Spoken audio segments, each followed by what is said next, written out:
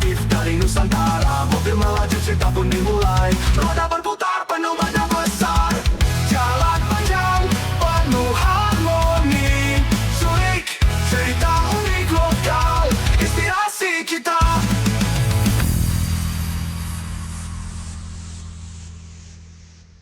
Halo Sobat Culik semuanya, selamat datang di channel Culik, cerita unik lokal inspirasi kita. Ya, jadi selamat datang buat teman-teman Sobat Culik semuanya.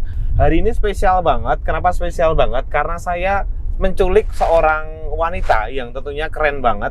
Jadi dia itu multi talent, yang pertama bisa nyinden, bisa nyanyi, bisa apa lagi? MC, host, bisa semuanya. Jadi kita akan culik dia. Siapakah dia orangnya? Yuk langsung kenalan aja yuk. Oke, silahkan Kak, bisa mengenalkan diri. Hai Sobat Culik, ini culik apa sih? Culik maksudnya apanya nih?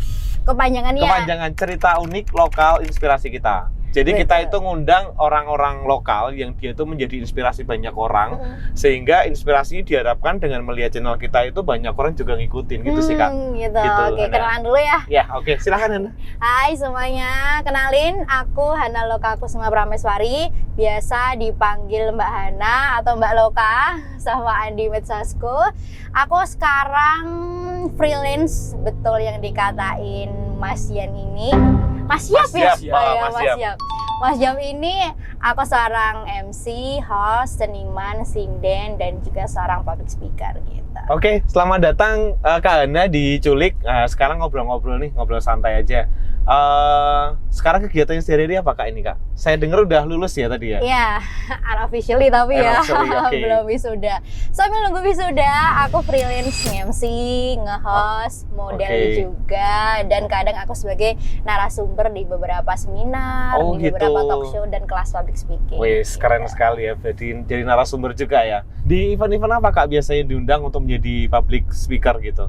Biasanya aku di pageant, duta-duta, putra-putri kebudayaan, putra-putri daerah tertentu, terus juga ada di Mbak Mas, Kakang Sendok dan lain sebagainya. Oke, Gitu. betul. Kalau boleh tahu kuliah di mana Kak? Aku kuliah di ISI Solo, Oke. Institut Seni Indonesia Surakarta. Nah, kenapa tertarik mengambil seni Kak? Kenapa kalau kita lihat sekarang kan, kalau kita lihat anak muda zaman sekarang atau generasi-generasi sekarang itu ketika ditanya mau kuliah di mana, pasti akan ngambilnya kuliah jurusan bisnis, jurusan ekonomi, jurusan politik dan lain sebagainya. Kenapa Kakak ngambil jurusan seni? Asal usulnya gimana nih? Dari latar belakang keluarga dulu ya. Oke. Ibuku seorang penari, Oke. sinden, bapak seorang dalang Oke. dan juga pengerawit. Jadi lingkungan yang seperti itu membentuk saya untuk menjadi seorang seniman juga. Oh, itu ya. Jadi awal mulai memang ditularkan dari keluarga ya. Betul. Oke. Serta kakek saya kan juga dalang. Oh, kakak. Jadi keturunan dalang gitu Iya. ya, jadi keturunan seni gitu ya. Bener. Dan Oke. juga kakak saya sekarang dosen di ISI Solo. Oh. Jadi emang ada role model di keluarga yang emang bukan mengharuskan, tetapi mau nggak mau kita harus terjun di lingkungan seniman, ya. gitu. Terus yang kedua, kalau buat aku ya, bekerja di ranah seniman karena aku punya lingkungan yang seperti itu akan lebih menghasilkan daripada aku harus sekolah mungkin bisnis, mungkin manajemen dan lain sebagainya. Oke, karena kalau kita lihat ya, mungkin saya awam ya, mungkin awam melihatkan misalnya seni itu kan mungkin bisa jadi ya sudut pandang saya ya, misalnya atau sudut pandang sebagian orang tuh pendapatannya sedikit gitu ya, sehingga orang jarang mau ke arah sana. Tapi kalau menurut Kakak sendiri malah lebih banyak di sana ya? Iya, padahal tuh banyak lowongan pekerjaan yang nggak disangka-sangka dari background saya seorang seniman atau seorang lulusan seni. Oh, Gitu. contohnya apa Kak? Contohnya? Tadi udah aku bilang nih, narasumber di pageant. Kalau di pageant putra-putri Mbak Mas Iya. itu membutuhkan suatu knowledge atau pengetahuan yang memang berbasis kebudayaan. Itu pasti semuanya. Nah, gitu. jadi mau nggak mau harus ada narasumber sesosok seniman yang Iya. juga Gen Z.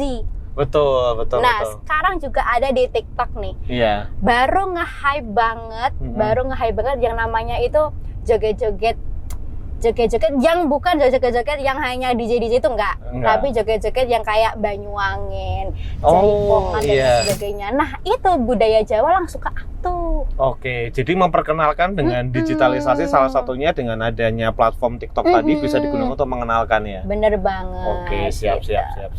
Di ISI sendiri ngambil jurusan apa Kak, kalau boleh tahu? Aku jurusan Karawitan. Karawitan. Sedikit aja, karawitan itu sebenarnya apa sih Kak? Karena mungkin sebagian orang ngerti ya, apalagi orang-orang yang tinggal di Jawa. Tapi kalau misalnya orang yang di luar Jawa, belum tentu juga tahu tentang karawitan. Karawitan itu seperti apa Kak? Simpelnya gini, karawitan itu adalah pengetahuan yang selalu mengulik tentang gamelan. Oh, gamelan. Dan di Karawitan ISI Solo nggak cuman mengulik tentang gamelan Jawa, tapi gamelan Bali, gamelan Sunda, gamelan Banyuwangi. Jadi semua benar-benar kita pelajari di situ. Oke, jadi gamelan sendiri yang identik dengan Jawa ternyata di Bali, Banyuwangi sama lagi? Oh, sama Jawa Barat ya? Sunda ya? Oh, gitu. Oke, jadi buat teman-teman Sobat Culik semuanya, ini bisa dijadikan salah satu edukasi ya terkait dengan jurusan karawitan. Siapa tahu teman-teman nanti ada yang tertarik ke sana gitu ya. Oke, kalau saya lihat di TikToknya kakak itu banyak juga bergelut menjadi narasumber ya di webinar-webinar dan lain sebagainya kakak sebutkan tadi. Ketika ikut webinar itu biasanya untuk pesertanya sendiri itu lebih ke arah generasi apa Kak? Kalau kakak ketika didatangkan gitu? Gen Z. Gen Z ya? Iya. Terus respon mereka gimana? Karena kalau kita lihat kan anak-anak zaman sekarang sendiri itu kayak tidak terlalu mengikuti terkait kebudayaan gitu. Jadi pokoknya mereka taunya kasih orang tua apa, belajar hanya belajar, keseniannya sendiri atau di kebudayaan sendiri itu kurang. Kalau menurut kakak gimana? Mereka kaget. Pertama Ya? pasti kaget. Okay. Karena mereka taunya seniman yang mungkin karawitan banget itu ya udah gamelan, nabuh, nyinden, tembang Jawa, udah sekitar itu aja. Mereka nggak tahu bahwa karawitan itu juga ada bidang public speakingnya. Gimana cara kita nge-branding karawitan itu juga termasuk di jurusan kita ada mata kuliahnya. Ada mata kuliah itu ya? Iya. Berapa SKS itu Kak? 2 SKS ya? 2. Jadi nggak hanya melulu ngurusin gamelan, ngurusin itu juga, tapi juga diajarin gimana caranya mengembangkan atau nge-branding dari karawitan itu sendiri ya? Benar. Wah, keren sekali ini teman-teman Sobat Culik semuanya. Oke, kita lanjut lagi Kak. Saya baca di profil kakak itu sebagai duta genre. Nah, mungkin boleh sedikit diceritakan duta genre itu seperti apa? Karena kalau kita masyarakat umum taunya genre itu kan segmentasi ya. Kalau dari kakak sendiri genre itu sebenarnya apa sih? Mungkin dari pelafalan dulu ya. Yes, betul. Kita dari duta genre. Genre ya? Generasi Berencana. Oke. Itu adalah salah satu anak dari BKKBN. BKKBN kan identik dengan adanya KB. Iya, betul. Nah, kita adalah sebagai role model Gen Z, role model remaja untuk mempersiapkan diri berkeluarga. Oke. Gitu. Jadi di 2045 nanti kan kita tahu ada Indonesia Emas. Yes. Nah, kita membantu negara, membantu bangsa untuk menuju ke sana. Jadi kita mempersiapkan remaja-remaja bagaimana menjadi generasi emas itu sendiri. Oh gitu. Wah, keren sekali 2045 Indonesia Emas ya menuju ke arah sana ya. Kegiatannya apa saja Kak itu Kak kalau di genre itu? Kita menyosialisasikan tentunya ada 3 triad KRR. Nah, ditulis. Apa aja itu Kak? Kayak kuliah 4 SKS ya ini ya. Ada yang pertama remaja anti narkoba, anti menikah dini, dan anti seks di luar nikah. Oke. Kita menyosialisasikan 3 itu karena kalaupun ada remaja yang sampai masuk ke 3 ini, nanti di 2045 juga akan berpengaruh. Gitu. Jadi sedini mungkin remaja-remaja ini kita sosialisasikan tentang 3 hal tadi. Oke, jadi jangan sampai nanti ketika di Indonesia Emas tadi, tapi generasi kita atau misalnya orang-orangnya itu pada nggak siap gitu ya, karena ada 3 hal tadi ya. Oke, keren sekali. Itu berarti setiap tahun diadakan gitu duta genre tadi, atau ada masanya atau enggak gitu Kak? Kita 1 tahun sekali. 1 tahun untuk sekali. Dutanya, untuk forumnya itu 2 tahun sekali. Oke, 2 tahun sekali. Oke Kak, tadi kita ngomong soal duta genre ya. Kalau kesulitan-kesulitan atau tantangan yang dihadapi ketika menjadi duta genre itu apa Kak? Yang pertama mungkin bentuk sosialisasi kita. Bentuk sosialisasinya ya? Karena anak-anak remaja itu bakal suntuk, boring kalau kita cuma ngomong satu arah aja dan mereka cuma dengerin. Betul. Apalagi gen-gen di Iya. saat ini itu tuh Betul. gen strawberry gitu loh Mas. Iya, betul. Kalau emang dicecer malah dianya makin tuh. Iya, betul sekali. Nah kita Terus harus caranya gimana? Metodenya biar mereka juga dengerin, mereka juga akhirnya masuk ke mereka sendiri, caranya gimana? aku punya salah satu program namanya Garda Kara, gerakan Garda? Garda Kara, Garda Kara? gerakan anak muda anti kekerasan seksual, Oke. di mana kita nge-branding tuh 3 triad KRR tadi Mhm. untuk menyosialisasikan lewat tembang-tembang Jawa sehari-hari. Nembang Jawa sehari-hari. Jadi nanti kita ada nih yang namanya Gerongan Subokastowo.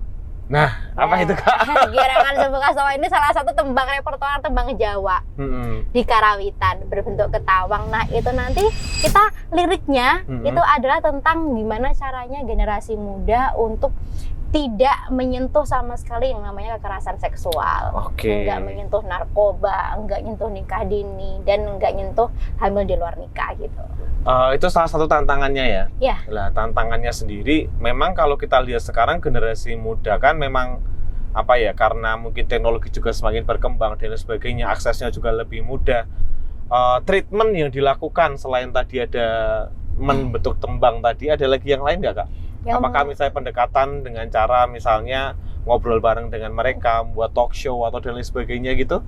pendekatannya lebih ke medsos sih Mas. Medsos, Kita ya? menjadi konselor dan pendidik sebaya. Mhm. Jadi kita selalu open direct message di Oh. Instagram. Jadi kalau mereka ada curhat dan lain sebagainya, Mhm.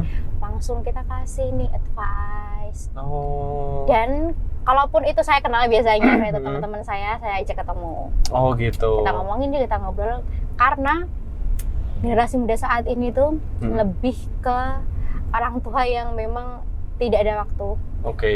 untuk Sibuk sedikit- kerja orang tuanya untuk gitu ya? sedikit mendengar apa yang anak-anak inginkan, apa Oke. yang anak-anak rasakan. Ya jadi mungkin anak-anak kurang waktu dengan orang tua, mungkin pemahamannya juga antara anak-anak dengan orang tua nggak bisa nyambung, makanya butuh generasi yang sama untuk mengedukasi mereka gitu ya. Benar. Oke. Dan hasil dari edukasi itu biasanya kita juga edukasi ke ibu-ibu. Di arisan PKK, Duta Gender juga hadir. Oh gitu, jadi bukan hanya ke target yang itu, tapi juga orang tuanya juga ya. Benar banget. Oke. Gitu. Kalau boleh tahu Duta Gender itu digaji nggak sih Kak? Saya jadi penasaran nih. Soalnya kan memang kalau Iya, dia tadi kan benar, tantangannya kan besar banget kan. Dalam arti kan juga nggak hanya sekedar misalnya nyampaikan ke orang tua, tapi bahkan ketika ada DM-nya masuk, kita harus jawab dan lain sebagainya. Info sebesar itu nanti sebenarnya dapat nggak? Misalnya contohnya aja sih, dapat nggak sih gaji gitu? Enggak. Enggak. Kita Oh. volunteering. Oh, volunteering. Bener-bener dari Wih. hati ke Keren, luar biasa banget berarti. Dari ya. hati untuk hati Mas itu Oke. Mas. Cuman adanya Mm-mm. itu kalau kita ada sebagai duta genre untuk jadi narasumber di Oh, gitu baru dapat ya? Iya, itu pun Oke. nggak semua. Kalaupun di kabupaten sendiri kan itu emang job desk kita Iya. ya. Kalau itu di kabupaten lain Oh, baru. gitu. Gitu. Oke. Jadi tips dan triknya harus banyak melakukan edukasi juga ya ke mereka ya. Gitu. Terus ketika tadi ada cerita yang menarik nggak Kak? Misalnya mungkin yang bisa dibagi ke Sobat Culik semua, ketika misalnya ada temen atau seangkatan yang dia mungkin DM cerita curhat gitu, ada cerita nggak yang unik gitu? Atau itu memang private ya, nggak boleh ceritain itu kali ya? private sih. Private ya. Private. Cuman kebanyakan Mm-mm. mereka itu ada di toxic relationship dengan Oh. pacarnya. Dan toxic relationship itu kenapa mereka bisa nggak bisa ngelepas sama sekali pacarnya? Mm-mm. Karena dia di rumah nggak ada ruang safety, nggak ada ruang comfort untuk itu tadi, mencurahkan segala perasaannya, gimana hari-harinya itu nggak ditanya, dan mereka ke pacarnya. Begitu Oke. pacarnya toxic, dia nggak punya siapa-siapa dong. Toxic di sini kayak gimana Kak? Mungkin lebih teman-teman dari Sobat mungkin lebih didetailkan lagi, contohnya kayak gimana gitu? Toxic relationship itu kan ada kekerasan di dalamnya, Oh. ada pemaksaan. Toxic itu ada dua aspek gitu, kekerasan dan pemaksaan. Oke. Biasanya kalau yang paling parah, cerita ke aku, ada ini Mas, tapi cuman aku nggak bisa ya, Ya, siapanya ya, nggak bisa nggak juga usah, gitu, nggak usah cerita, nggak Kak. bisa Kayak gitu. gambarannya aja. Orang mana juga nggak bisa gitu loh. Betul. Nah itu mereka dipaksa untuk mungkin foto dengan Oh. tanpa busana, dan lain Aduh. sebagainya. Dan mereka nggak bisa nolak karena aku udah nyaman sama dia mbak, aku udah comfort sama dia mbak. I see. Nah, gitu. Iya, oke. Sampai segitunya dari orang tua yang nggak ada waktu sama sekali untuk dengerin anak. Kalau Gen Z, anaknya adalah Gen Z, Gen Iya. Alpha apalagi kan, itu bisa sampai ke situ loh. Oke, nanti disimpan terakhir ya kayak nanti di terakhir nanti sebelum kita closing aku minta mungkin ada pesan dan pesan kakak buat orang tua juga buat teman-teman dari segenerasi. Oke, Kak Endah, kalau soal konten kreator selain kakak jadi duta genre kan juga banyak sekali kalau saya lihat di IG-nya kakak, di TikTok-nya kakak, di YouTube kakak sih kan juga banyak menyebarkan pesan-pesan tentang kebudayaan. Nah, kira-kira dengan adanya pesan-pesan itu dampaknya sendiri buat generasi yang sekarang tuh gimana sih Kak? Karena kalau kita ngomong kan ya tadi awal-awalnya ya generasi yang memang susah sekali ketika dia lebih banyak ke teknologi tapi melupakan yang namanya kebudayaan. Itu gimana Kak ke dunia konten kreator sendiri? Biasanya Kakak ngelakuin apa nih buat ngedukasi mereka juga? Biasanya aku edukasi, balik lagi tentang genre juga ya. Edukasi lewat budaya, lewat tarian, terus lewat tembang. Nah dampaknya duta-duta yang sekarang itu juga melakukan hal yang sama. Oke. Jadi banyak-banyak duta yang terjangkit virus budaya sebagai sarana sosialisasi mereka. Iya. Terus yang kedua, sekarang banyak generasi muda yang mulai nih kalau nge-reels, kalau ngetok-tik lah gitu lah, ngetok-tikan gitu, mereka pakai back sound yang emang dari budaya Jawa gitu. Oke, ya bisa. Betul. Itu langkah kecil kita untuk ngupeni bahasa Jawa itu sendiri. Iya. Karena bahasa juga budaya kan. Iya.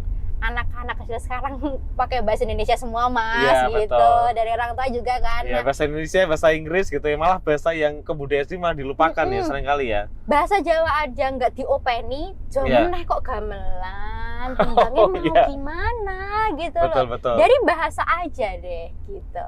Karena kalau nggak diopeni lama-kelamaan bisa hilang juga ya itu ya. Karena dari generasi, misalnya dari generasi ayahnya tidak diturunkan ke anaknya, akhirnya lama-kelamaan hilang juga gitu ya.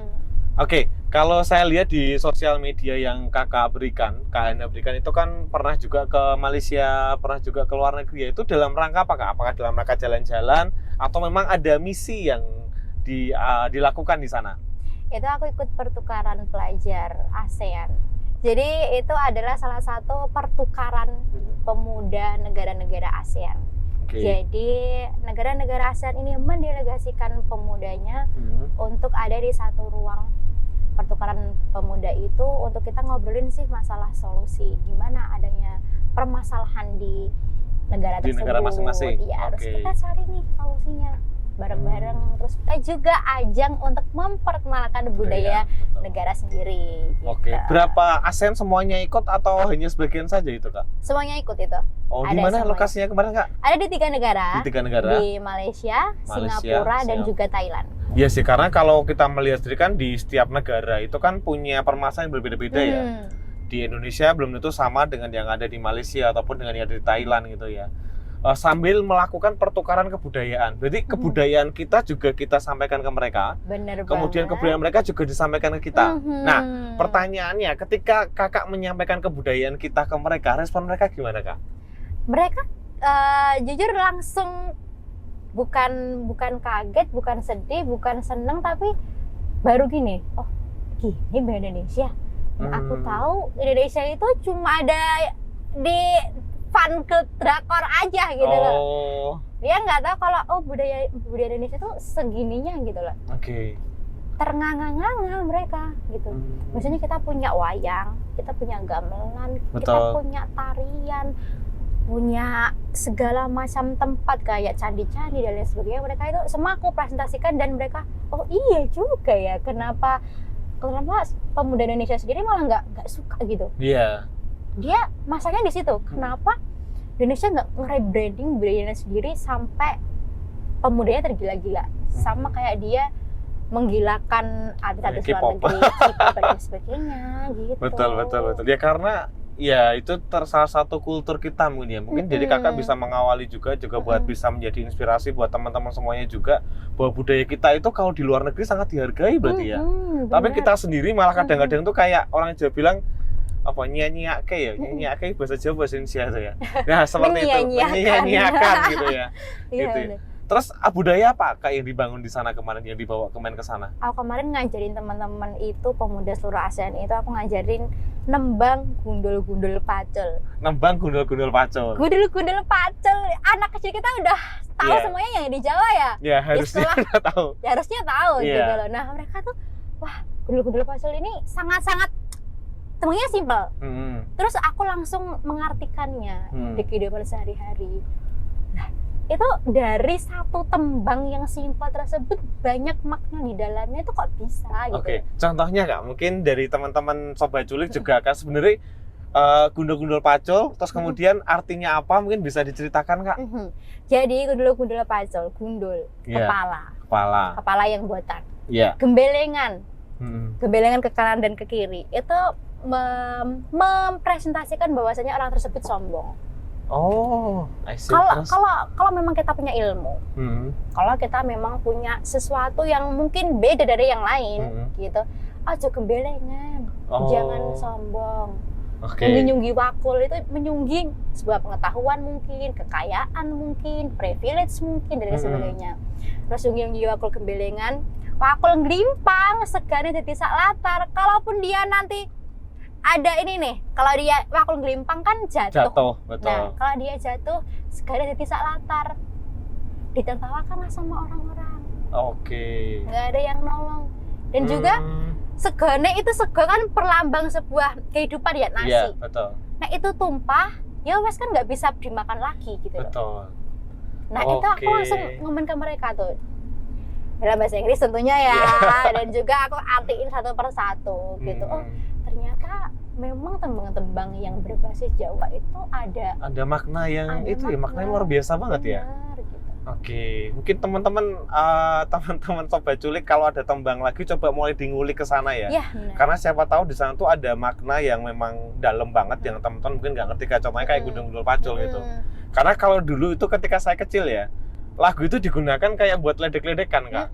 Gundul-gundul pacul biar kan gitu, kalau ada misalnya ada teman yang lagi potong atau potongnya agak gimana gitu, biasanya diejek dengan itu. Ternyata maknanya luar biasa banget ya. Luar biasa banget loh. Itu belum coba-coba sumpung kidang talun, jamuran, wah banyak banget. Jadi mbah-mbah kita dulu tuh menciptakan lagu tuh bukan serta-merta untuk lagu-lagunya anak-anak. Tapi kalau dikupas, dioncai kayak kacang mas, itu ada sesuatu yang brilian banget di dalamnya.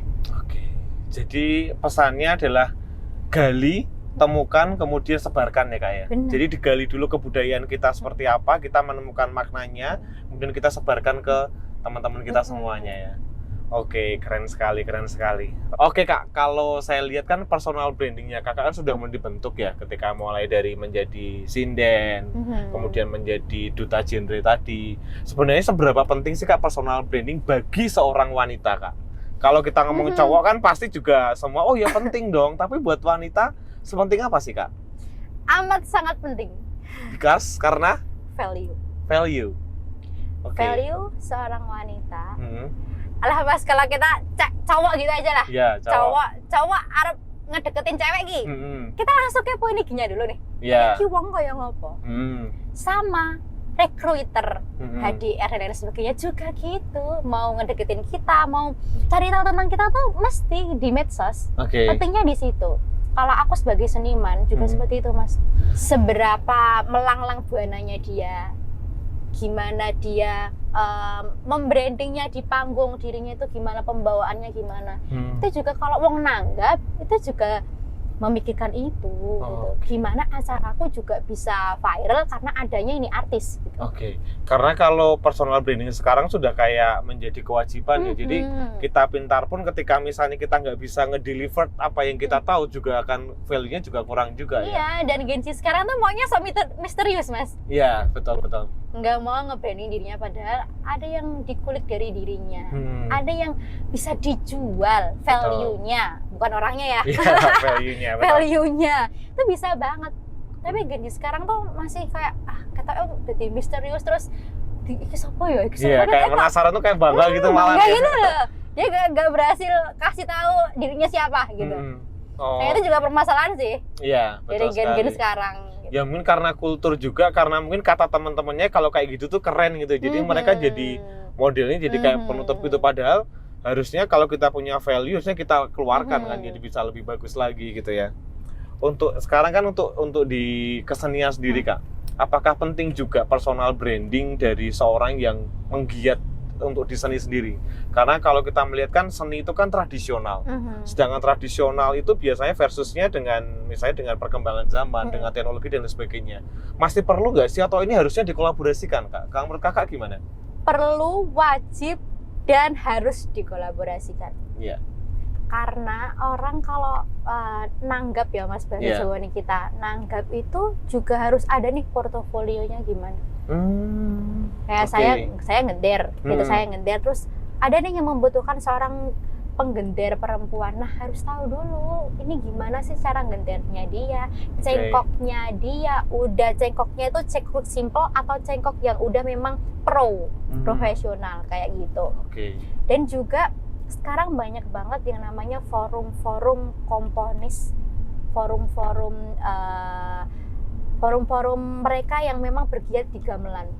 Oh gitu. Itu sedang happening banget dan itu juga sudah masuk ada di beberapa negara-negara. Oh gitu. Jadi ada beberapa negara yang mengkurator seorang penggiat tradisi. Untuk beliau kasih dana untuk kita penelitian dan sebagainya. Nah itu gitu. juga butuh branding dari kita loh. Kita butuh portofolio di Instagram, di TikTok, LinkedIn dan lain sebagainya gitu. Dan mereka udah berdampak apa terhadap masyarakat gitu. Berarti gitu. ke sana ya. Oke. Karena memang sebenarnya berarti ketika misalnya sambil main gender atau sambil main gendang di live kan itu juga bisa juga kan sebenarnya. Bisa juga. Gitu. Karena kan kalau zaman dulu kan kalau misalnya dulu kan masih ada TVRI itu. Biasanya setiap malam itu kan malam terutama malam minggu ya itu kan ada wayang itu kan dilihat orang banyak gitu. Nah sekarang nggak perlu nunggu waktu misalnya kayak malam minggu dan sebagainya, ketika kita bisa masuk ke live ada acara kita bisa langsung live kan juga gitu ya. Bisa banget. Oke, keren banget sih. Bisa nggak kasihkan satu tembang yang memang Kakak senengin dan itu menjadi apa ya kayak menjadi kesukaannya Kakak gitu. Untuk sahabat culik semua boleh? Boleh. Aku menembang Sekar Moco Pat Pocong untuk teman-teman culik yang ada di Jawa Tengah khususnya di Solo Raya pasti tahu lagu ini karena ini ada di mata kuliah SSD kita. Pasti ada di sekolah dasar. Aku mau nembang Sekar Moco Pat Pocong Slendro Songo. Ilmu iku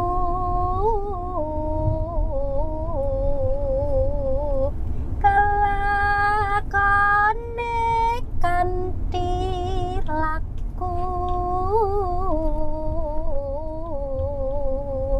lakasela wan kas tegese kas nyantosani Satya Putya pangekase dur angkara. Wah luar biasa sekali ya. Di akhir Kak, mungkin tadi yang saya sampaikan di awal tadi, Kakak sebagai duta genre sendiri, mungkin ada yang mau disampaikan buat teman-teman sobat culik, khususnya buat segenerasi yang sama, generasinya Kakak, kemudian sama buat orang tua. Silakan Kak, monggo Kak. Hai sobat culik dan sobat generasi yang berencana dimanapun kalian berada, aku berpesan untuk teman-teman bangun yuk komunikasi yang baik kepada orang tua, kepada orang-orang terdekat, dan jangan malah membangun komunikasi untuk orang lain dulu nih. Yang pertama yang harus kita bangun adalah komunikasi keluarga, karena keluarga itu kunci dari segala kunci dalam aspek kehidupan. Dan juga untuk generasi muda jangan lupa dengan budaya sendiri, karena kalau nanti budaya sendiri udah diambil negara lain, diambil oleh mungkin yang lain lah, negara tetangga gitu ya. Negara tetangga itu nanti kita baru gembor-gembor, kita baru demo sana sini lah. kemarin ngapain aja, Wak, gitu loh. Oke, luar biasa banget. Hari ini kita bisa ngobrol dengan Kak Hana terkait dengan banyak hal ya, termasuk tradisional, kebudayaan, dan lain sebagainya. Buat Sobat Culik semuanya, jangan lupa tetap like, komen, subscribe, juga ikuti channel YouTube kita supaya dapat update yang terbaru dari kita, dan jangan lupa tetap menjadi inspirasi buat semua orang, begitu. Oke, terima kasih Kak Hana, luar biasa banget, menginspirasi banget. Nah, ini ada sedikit merchandise dari kita, mungkin bisa diterima. Terima kasih. Ya, ini Regar ya Sport. betul. Ini pola terbaru dari kita di Regar Sport, itu jersey retro, jadinya bentuknya nggak kayak jersey tapi bisa dipakai buat harian juga. Boleh aku buka nggak Boleh, sih? silahkan dibuka aja Kak. Biar teman-teman juga tahu. Ya. Gengsi banget. Ya betul sekali. Jadinya ini emang dibikin. Gini ya. Jadi biasa nih biar pakai ada tali, jadi bisa dipakai buat harian juga. Gitu Oke sih. oke oke. Terima kasih Regar Sport. Oke.